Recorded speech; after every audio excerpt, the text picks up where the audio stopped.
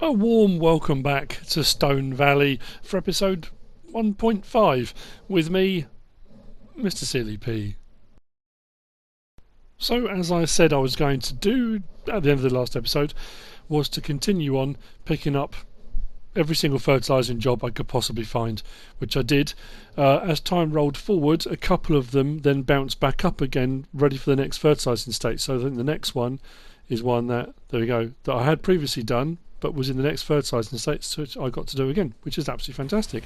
But then, believe it or not, it just poured with rain. So I'm just waiting for my crops to be ready.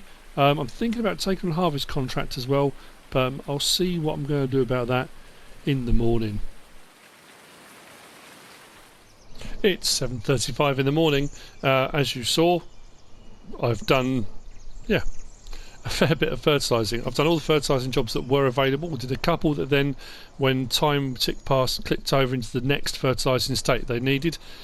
So we arrived with about just over 99,000. That dropped to 60,000. We're now up to 289,000, and that's just through time in. Loads of fertilising jobs, buying those first couple of bits of equipment.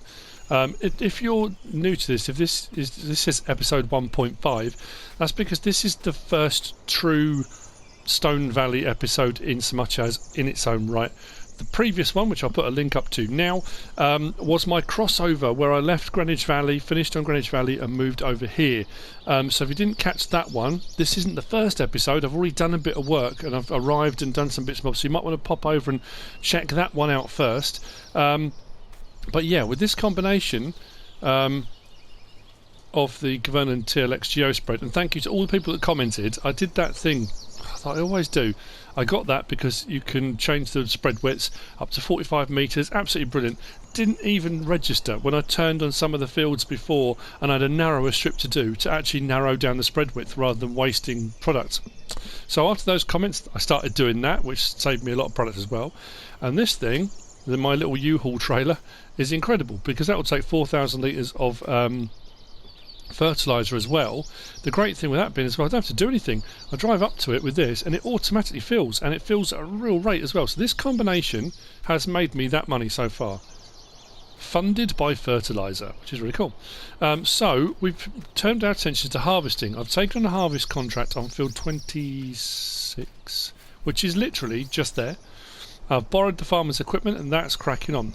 I have managed in my time, albeit overnight, to make a new friend, a local farmhand. While I was up at the store, I was sorting out the contract for the harvest. I was buying some more fertiliser, and one of the locals, Carl,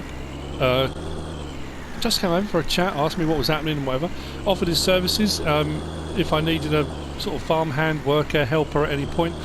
So I said, you know what, absolutely, I might as well just get going with it, you know. So what I've been doing is I've been harvesting my field just here, and he's on the harvester just over on the contract we've taken on. So already making friends, which is great. I love the lighting on here, it's just absolutely fantastic. Although I have been reliably informed, and again thank you to everyone who's commented, that in this particular area locally there's some very shallow bedrock. They had some problems in planting season and the season like last year with very wet ground conditions. They've had some problems with compacted soil. There are some fields and areas around here that aren't harvesting particularly well, if you know what I mean. So we'll see when we get to that. I love this trailer. Like I said in the last episode, it just fits. It's not something I would ever considered using before because it was part of a double trailer set, but I didn't want to get a massive 60,000 litre trailer. It just seemed a bit bonkers to start off with, so that's perfect having that, isn't it? Really cool. So what I'll do is I'll jump in that harvester in a minute, but as you can see, big old chunk of this field done. We will obviously take the crop to where it's got to be taken. Anything left we'll make the money on. So we should double our money on this one. I think it's about 17,000. Is it 17,000? Let's just double check. Yeah, 17,000. Although we'll lose a little bit of that because we've used their equipment. So there are a few harvesting jobs. Now I also made a mistake I was convinced that our field 8 that we own, that's kind of comes as part of the lease with the farm, was alfalfa, and it's not. It's rye. Because I thought, oh, I'll get some gear. That was the purpose of this episode. Apart from doing harvesting, was to buy some new gear, and I was going to get on that and start sorting out the grass situation with alfalfa. But it's not. So what I'm probably going to do, and it's going to take a while to do field 17. I've got a very small harvester, and it's a big field. I'm going to keep the swaths because I'm going to bale them. I'm going to bale the swaths, not all of them. Yeah, don't know. Maybe I might bale all of them and sell a load. I'm going to keep 50 straw bales. That's for something I've got in mind moving forward, and it makes more sense to do it now. Actually, I need to deal with that, don't I? Because that's eating away at my fundage. Yeah, I'm thinking ahead. Is that kind of planning for the future? That while I've got straw swaths, and I'm going to get a baler anyway because of what I want to do with grass and things like that, that it makes sense to bale it and store some of it, because then I've got some ready for moving forward, whether it be for bedding or feed or wherever it might be. So I'm thinking with the amount we can store, our limit, which I'm sure most of you are aware of on console, what your limit is for storage. Just turn the engine off a second. Not quite sure where Carl's gone. Probably popped to the diner. It's literally just up there. To use the facilities. So I'll go and grab the lorry.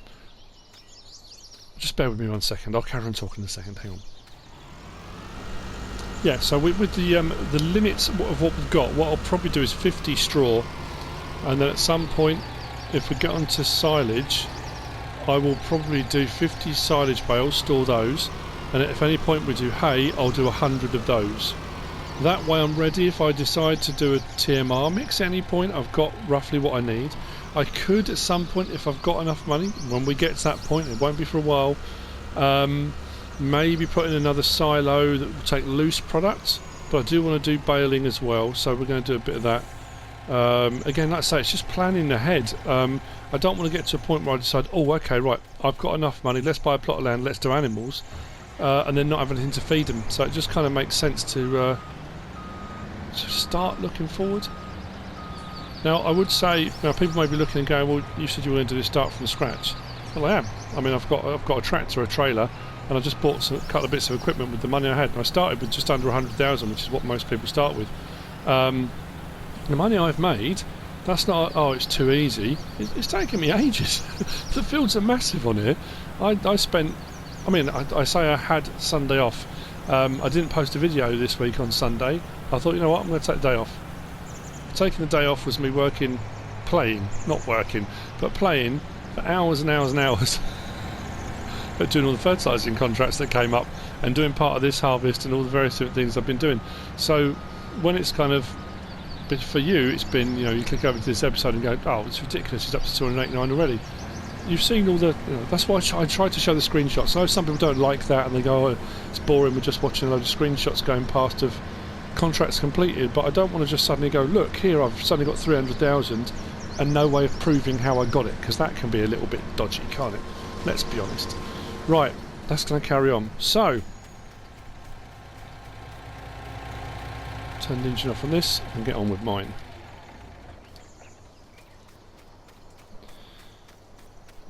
This is the land of Lincoln. I've been doing a bit of research actually, been looking online, reading up about Illinois and various different facts and figures and information, and it's fascinating learning about it. I've been talking to a few people. I've had a few comments recently where people have told me different things about themselves and their lives and their families, and about Independence Day and all sorts of amazing stuff, which I love hearing about. I love history. I think when I was at school, it was one of my favourite subjects. When I was teaching, it was one of my favourite subjects to teach.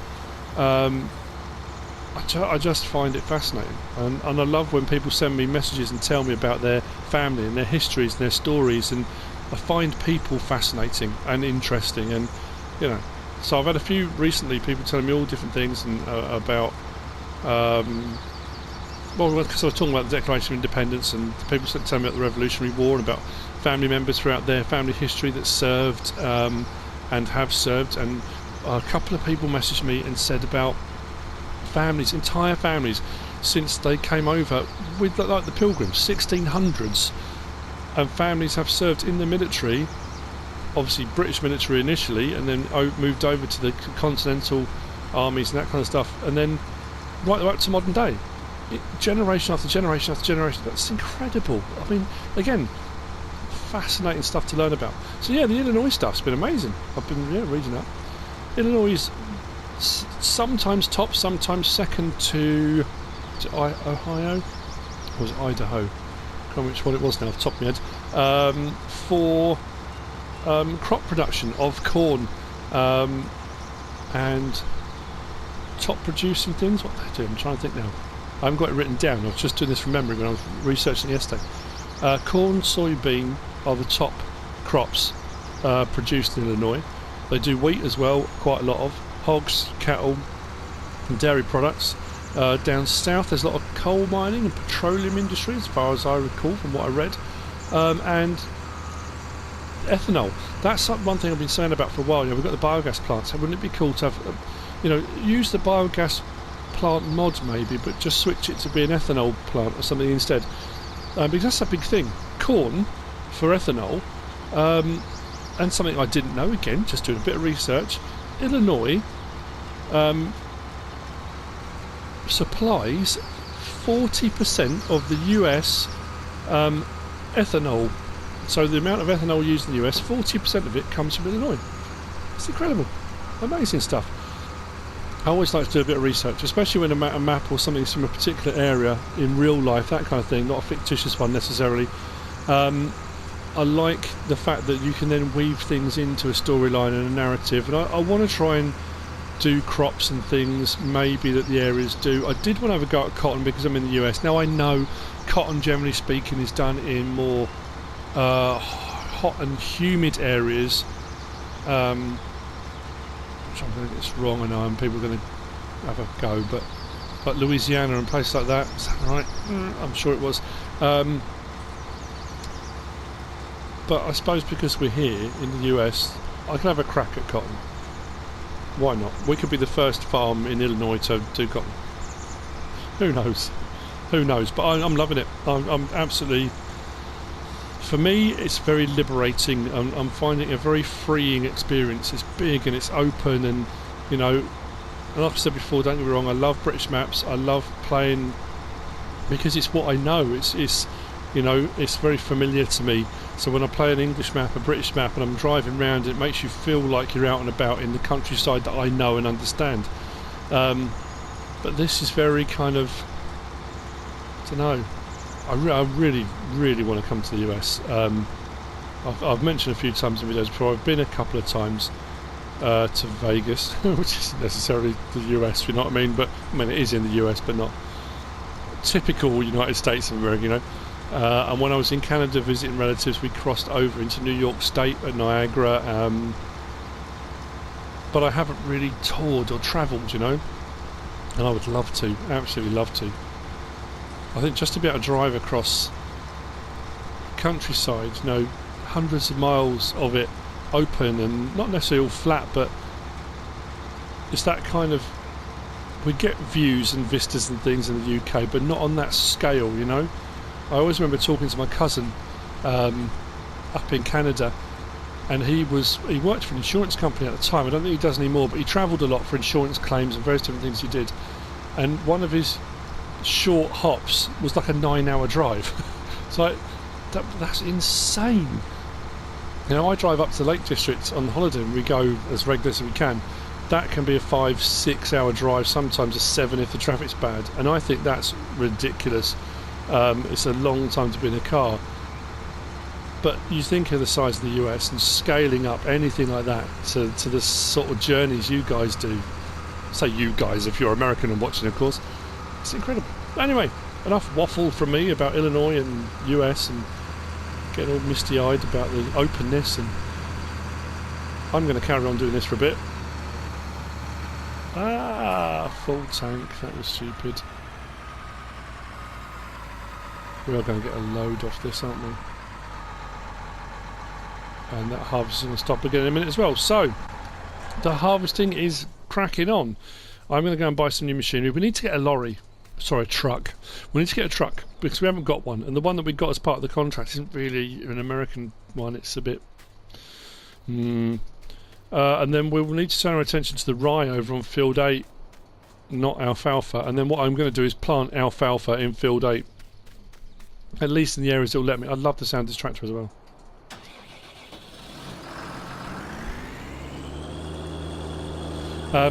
One thing I'm acutely aware of as well is the local case dealership, and there's a John Deere dealership not far from here, have a bit of a rivalry, a bit of a battle, and I have already been warned by Carl and various other locals that I've come into contact with that I may well be inundated with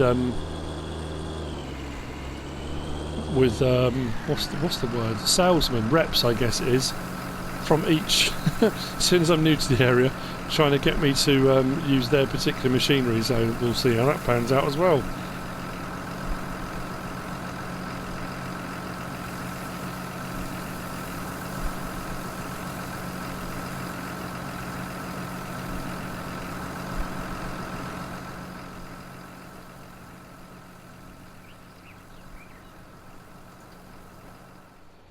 Okay, we're done. The field is cleared here. Carl has now switched over, and he's over running our case 1660. So what I'm going to do, we'll start with the lorry. Best price for soybean at the moment is here at the North Sell Point, which is where we've got offloads anyway. I did a partial offload because I wasn't sure how we'd go with the actual job itself. We are so far looking at 88% complete. We're going to dump it all anyway. It's not like I'm going to hang on to it for feed. I'm not hanging on to it to take to a better sell point for price, because that is the best price at the moment. So we'll take it from here. Whether I unload from the harvester or whether I bring the harvester over and unload, I don't know. Probably unload from the harvester. It'll be easier to bring the lorry here. Then we'll contract complete. I don't know if I'll take on another harvesting one. I might do, because at the end of the day, it's how I'm going to make money until I get to a point where I'm swamped by my own fields, which will happen at some point when you get that tipping point and you're struggling enough to keep up your own fields, let alone taking on anyone else's. But one thing I have noticed, wow, that's taking all of it. Oh, there we go. Get in. Whoa, we just made 17 grand harvest contract income. I've got more to take out the harvester, plus the contract pays 17 grand. All day long. I'll take that all day long. Right. So one thing I'm noticing, and it's that stupid thing of, well, duh, of course, it's just the sheer size and the sheer scale. Because for quite a while now, I've been playing on British maps, European maps, I'm trying to think what ones I've done recently. With Homokra, I've been doing, even in my head when I've thought they're fairly large-ish fields, some of them have been, I guess, and then you start doing a harvest like I'm doing on my own field, on here, and all of a sudden you're like, whoa, hang on, I've got a full load of 30,000 litres and I've barely scratched the surface of this field. This is going to be absolutely huge, you know, which is no bad thing. It's going to get pricey for seeds and things like that, but I'm going to make that money back easily. And like I said at the start of this episode, or the end of the last one, the time taken to do these jobs is going to be much longer. Again, obviously that's of course they are. The fields are massive, but I guess in your head it doesn't always register. You know, I didn't think straight away, wow, this is going to be, you know, massive. I know it sounds absolutely ridiculous. Now I'm saying it out loud, doesn't it? Right, let's fold that up. Beacon's off. And let's take the last of this. I've got a full load of our own of wheat that I think needs to go down to the south sell point. Is the best price for wheat at the moment. So we'll take that down there, and then we'll come back and we'll unload Carl, and then we'll see about. So I do want to as well. I want to go full American. I want to get an auger wagon. I don't use them very often, and I know from a lot of the YouTubers that I watch who are Americans, generally speaking, we'll use grain carts to get the stuff off the fields and then unload into waiting semis, and or they'll take it straight in a grain cart to their silos or whatever it might be. So there we go, that's alright. So what I can do now, we'll hop out of that, go to here, that's complete, so 14,000 because we took a bit of a hit on lease and air gear, so we'll collect that as well. Oh, that's an absolute result. Now I know for a fact field 24, because I did some fertiliser on that, is right down in the southwest corner. So canola, it's going to pay 13 grand for harvesting. That one's going to be fairly small then. Oats, field 19 can't be that big if it's only paying out 5,000. Yes, I mean, to be fair, the best price, the next one, is going to be that. If I want to take on another harvesting job while I'm doing my own harvest, it kind of makes sense. Why wouldn't I? I can have either myself or Carl running the contracts, and I'll do my own, and then we're kind of doubling up on our productivity the whole time, aren't we?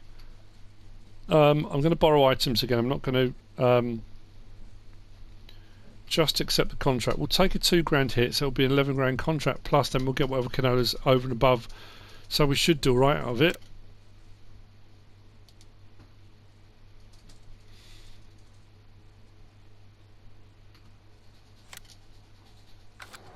That was weird. I pressed X and nothing happened. 8:15 in the morning. Machinery should be there, and I've got stuff to do as well. So what I'm going to do, I'm going to grab the machinery, drive that down past my farm, swap over with Carl. He can take the machinery. I'll then take the load of wheat we've got to unload, and the whole process will continue. So we've got some big old gear. The great thing about doing this as well, taking on contracts and borrowing farmers' equipment, oh no, it's a header trailer, is the fact that you can, you're not putting wear and tear on your own vehicles. I mean, to be fair, a lot of the machinery you're borrowing, because it belongs to a local farmer, it's already got wear and tear on it.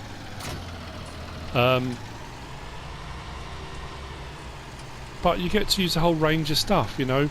So if you are new to all of this, you know, that whole thing of, oh, I need loads of money to be able to buy machinery and equipment because I want to try everything out. You can take on contracts, take on jobs, and you get to use a wide array of machinery and equipment you don't own. So if you do want to test things out, especially with regard to harvesters and things like that, it does make life a lot easier.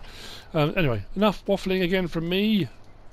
Let's jump in this. Oh, that's a big old beastie, isn't it?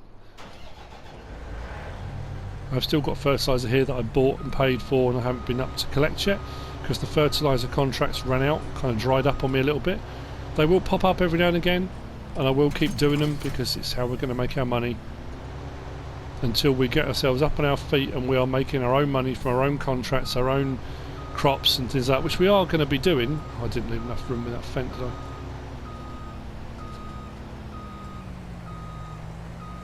Oh, I really dislike header trailers intensely. It's my own fault because the way I came at it, but I just don't like them. Yeah.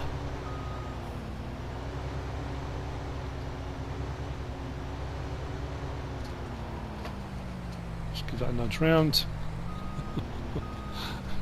I know you shouldn't give it a nudge round, and I know that should be lined up with the centre line, but I find often when you line it up with the centre line, they don't always hook up particularly well from the back. So I mean, it's not even going over the side of it, which it should be. It's rhubarb, absolute rhubarb. Right, drop that down. Disconnect. Hopefully that's held on enough.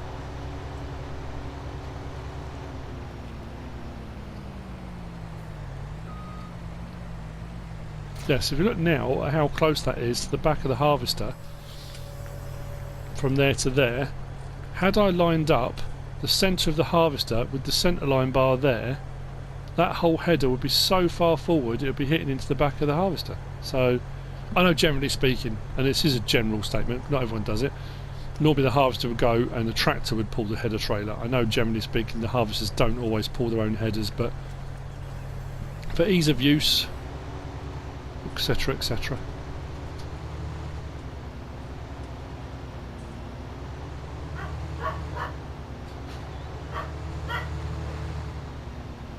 Off to field 24, or at least off to let Carl do field 24.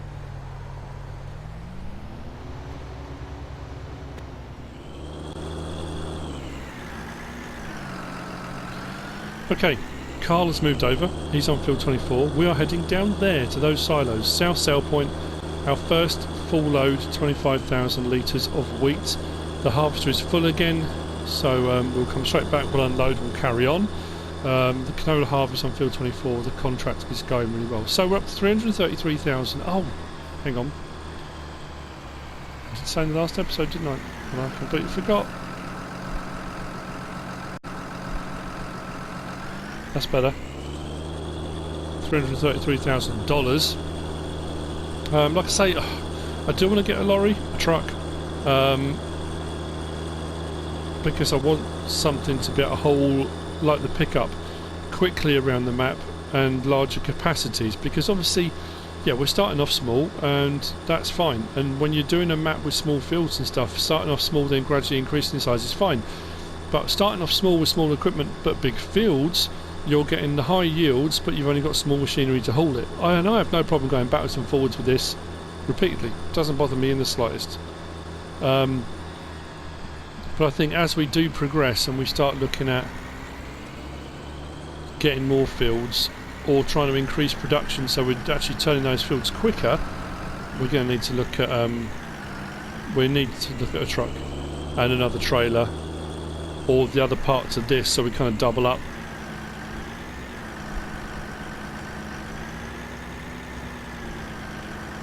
Wow. Now the other thing that has been pointed out, which I hadn't even thought to look at, is flow of traffic can't be stopped, so to speak. You can't call in the local sheriff to halt traffic for you. It's there all the time. Even if you do try to turn it off, it's still there, which is something that hadn't even dawned on me. What else? There's been a couple of things people have mentioned to me. So, let's get our first. So this is our first crop from our own field that we're selling.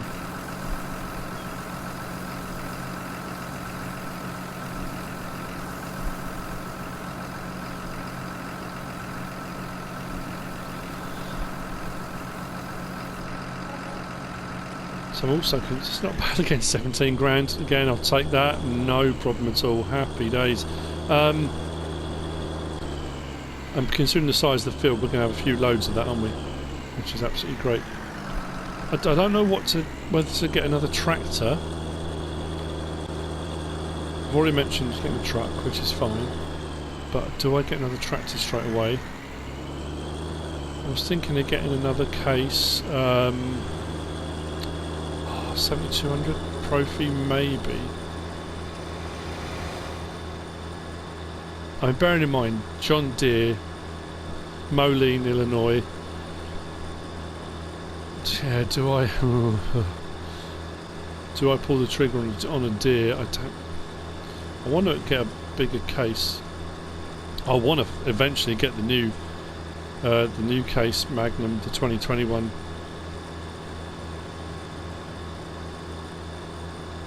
Don't know what to do really. But again, that's a bit kind of pie in the sky. That's a bit further down the line. Oh yes, that was the thing I was going to talk about, was the field situation. The field we're coming up on now, field 8 on the right, is the rye field that we own that I thought was alfalfa, and it's actually rye we've got in there. I want an alfalfa field. Now, there is an alfalfa field for sale, but it's my other slight niggle with the way that the local land. Is it still a realtor? We would say estate agent in the UK, but land sales are now completely different. Is it a land realtor? Would you have the same thing? Anyway, they're kind of clumped in blocks, and the problem I've got is if I buy the plot I want to buy that's got alfalfa on, so sell field 8, buy the alfalfa field, it's actually joined to another field. The problem is that field has regular contracts available, and I could potentially lose those contracts. So if we go across, this field here, 15, has got alfalfa on it. That's a nice sized field, so I thought, do the harvest on 8, sell the field, buy field 15, and we've got alfalfa ready to go. But if I do that and that, they're combined at 361 grand, and then I lose field 16 as a potential contract field, which is it's a pity. When you consider the size of the fields, I would have thought these were all available separately, but See, the rest of them are. That's what's a little bit frustrating. I mean, that one's a bit of a different kind of block entirely, but yeah, I don't really want both, which is annoying. Can't do a lot about that anyway. So back to the field. I'm going to carry on my harvest. We're going to carry on with the canola harvest, and hopefully then get over onto rye. But to be honest with you, rye is not going to be this episode. We're not going to get onto that. When you look at how much of our field we've still got left, I've barely scratched the surface. If I can still maintain that price at 17 grand a load, we're going to make a nice tidy bit of money on this field. Yeah, I mean, look how much. Look at that now. That is quite scary. We have, oh man, hardly even touched it. Cover open. So we've got another 6,000 to 6,340 this holds. I'm trying to think, 1660, something like that, isn't it? But I think what I'm going to do now is whiz up to the store, do a full-on multitask now. Oh, I can't. I'm just thinking I haven't got another worker. Well, I mean, I suppose I could try and find another local worker to help out, because Carl's doing the contract over there. If I can get someone to run the harvester here, then I can then whiz off and go and grab the baler that I want to get, and we can start baling the straw. Because obviously I can't then repurpose the field. I can't fertilise it and reseed it until the bales are gone. So, and once I realise I've got enough bales, I can then switch off the straw swaths on the harvester. Because I'm doing alright financially, we're making money doing contracts, we're going to make money off this field. I'm just thinking, do I need to then bale everything and sell the bales as well? Or do I just bale what I need and the rest leave? They're all dilemmas and decisions I have to make.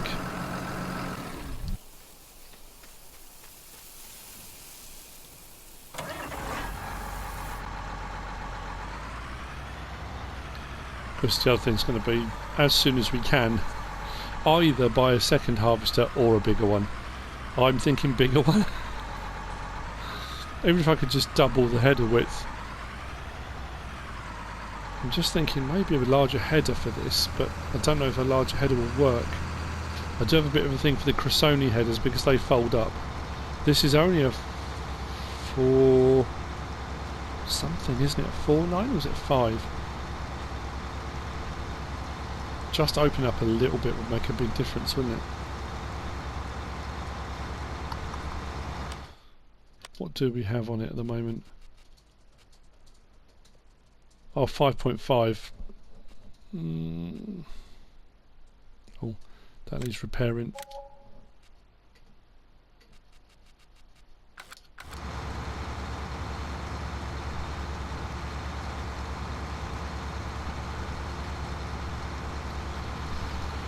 Well, I was setting myself a target in my head of saying by the end of this episode I want to have this field harvested to see how much money we made on it, and then be potentially on my way to getting a load of bales done. But I am also looking at this thinking that is going to be hours of work at this rate. It does need doing though.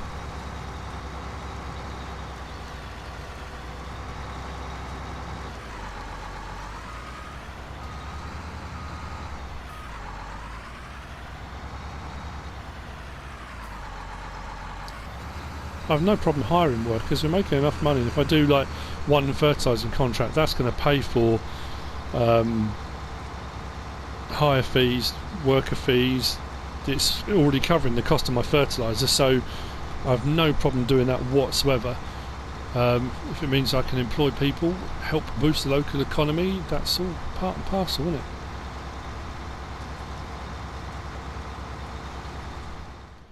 Up at the store. Time for our next purchase. I've been watching, well, as you probably already know, loads of different YouTubers, but I was watching How Farmers Work with Ryan Custer, the Custer family, over the weekend. I watched a couple of videos. I'm trying to keep up with everyone's, and I'm falling behind on some here and there.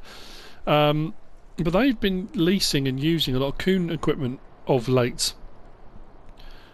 Getting it from the local dealer, and they've had a seeder. They've now just got a mower and windrower, well, like a Merge Max type thing, And recently we've had come available a package deal, which I'm going to go for, which is this one. I'm going to go for the Kuhn VB 2190 and the Z568 586 568 combination package price, way cheaper than a baler wrapper, all in one. And I'm going to use it as it stands at the moment, just as the baler, because I don't need the wrapping section yet. So I just, regardless of why, that's what I'm going to be doing. It's not too heavy on the slots either, which is great. Standard or narrows. Don't really need it narrow for any particular reason, so we'll buy that. We are going to be getting a mower at some point. It's when I come to do this. Foil wrap. Should I stick with white, or should I go for something a little bit different? Might go for the green colour. Don't use that very often. Yeah, so what I will do is get a mower, but just have a single front mower. That will take a lot longer, I know. I don't know, at the moment I might do that to start off with. Just get a single deck front mower. So we'll get one of these type ones. And then we can mow, bale and wrap all in one pass. At some point later on, what we might do is then increase that to a triple, and then we'll mow everything first, then we'll come around and bale and wrap. It depends how often I'm going to be doing it. So we've done it from the front there. What we're going to do now is go and grab it. So 66 grand, which we've, you know, the whole point of making the money we're making is to be able to buy new stuff and increase and improve what we can do on the farm. So we'll grab both of those and take them back. I'll start using the baler now. I think the harvest is full again, and we're not far off contract complete on field 24. Carl's been doing an absolute bang up job over there. Now, would it be easier using a fast bale? Yes, because obviously that just constantly churns bales out the back, but I just wanted to use this. I thought I'd try something a little bit different again. Just got to hook up, put the right angle on that. There we go. So what I'll do is drop the wrapping section off to start off with, and then we'll just use the baler, and then when we come to do our own silage bales, I'll use the two combined. So yeah, I think a big part of this for me is going to be as well, after what I was saying in the last episode and those kind of epiphany moments, is so I do find a lot of this stuff. One of the reasons I kind of enjoyed playing the game in the first place, when I very first started playing it, was that absolute release you just got from everyday life. You know, I would get in from work, put it on and play for hours. And because it's not a shoot 'em up, it's not stressful, it's not a puzzling problem solver, it's nothing over, you know, too taxing on the brain, so to speak. I just find a lot of elements of it incredibly calming and relaxing. Everyone talks about, you know, mindfulness and all the various different mental health awareness and those kind of things these days, and this was one of those things that I used for that very reason.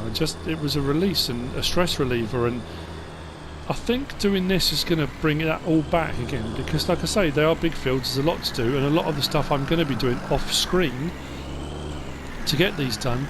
But I don't mind going up and down the field baling and wrapping. I don't mind going up and down the field just baling. I don't mind, you know, any of those jobs that I say, actually I quite like this, and people go, oh, I hate doing it, I logging. I'll log all day long, doesn't bother me. I kind of get in the zone and I just plod along, and I'm more than happy to do what I do. So what I'm going to do, I think, is start on the strips down this way first, but I'm going to go and grab the trailer when I know the harvester, so we can get the harvester running again. And I'll come back very quickly and let's get that baler going, because again, that was one of the things I set myself as a target for this episode, was making sure that, well, one, I was hoping I'd get this field harvested. That might be a bit out of my reach now for this episode. And two was to get the baler wrapper set up and start baling. My initial plan was actually do some bale wrapping, because like I say, in my head I was convinced that field 8 was alfalfa, so I thought I'd just go over there and we'll mow and we'll bale and wrap, and obviously that's going to have to come at a later stage. But I mean, we haven't done a quarter of it, maybe? I don't even know if we've done a quarter yet. It's at 9:22. I'm reckoning, bearing in mind I'm playing in real time, 12ish. I reckon lunchtime before we get this done.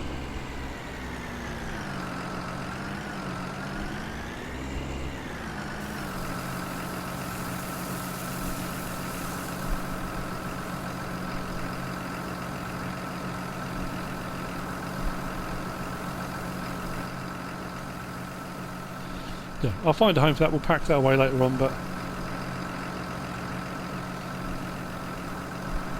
cool. There are other wrappers that will hook up to that baler, but that's the one that's supposed to go with it, so I thought, you know what, I'll just stick with that. Makes sense. Makes perfect sense.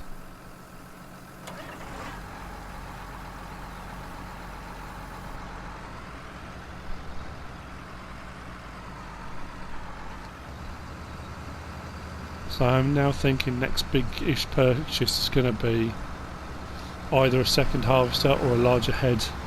I think I might just go for a larger head to start off with. We'll see what this can cope with and then we'll go from there. There are quite a few case combines available up at the store. There are also some John Deeres available.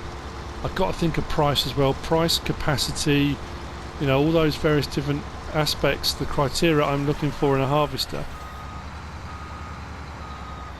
I could, like I say, just get a second one of these and run 2 at a time. That incurs extra costs for, you know, if you're running one harvester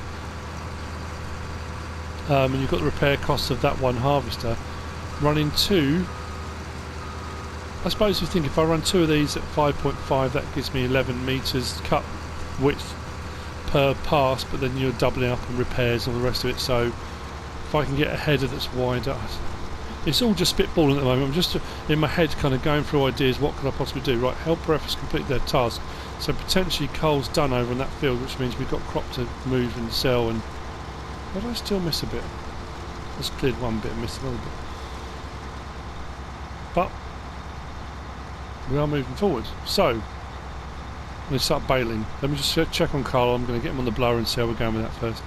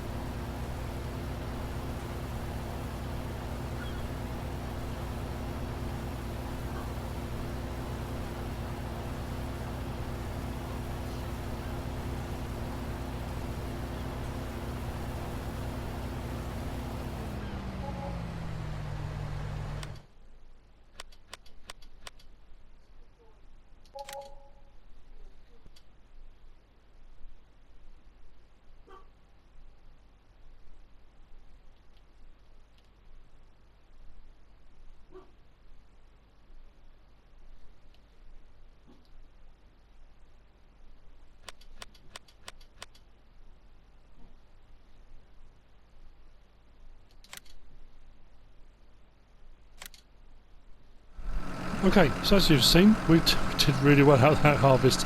Our harvester, Carl's just turning now, is almost full again.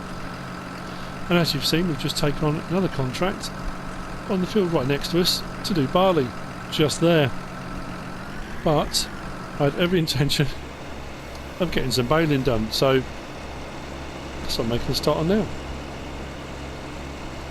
Start getting this baled, and like I say, once I hit 50, I'm probably going to turn off the straw swath mode.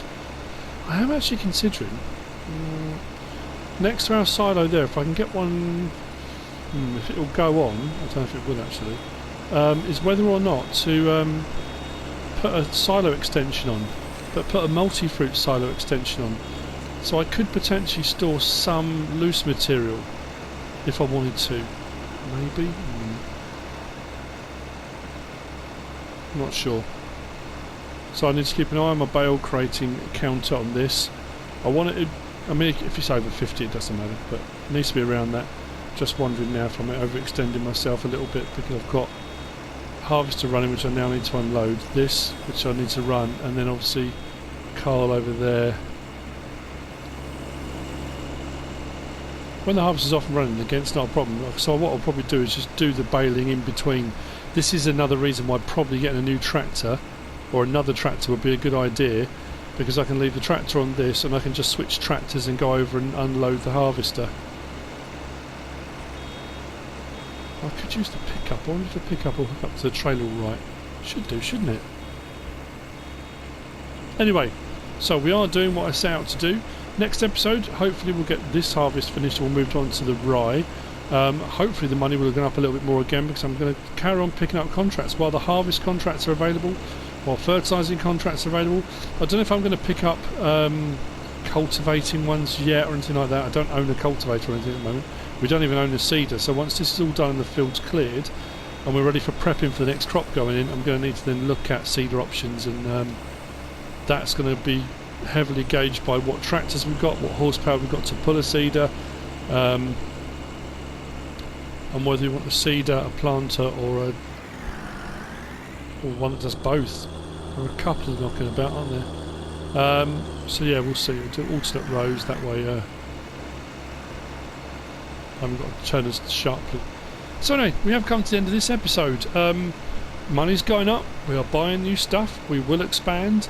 I do want to move into livestock. That is something we're going to look at doing, absolutely. But for now, I'm just enjoying the landscape, the countryside. I'm enjoying farming. If you have enjoyed it, give us a like.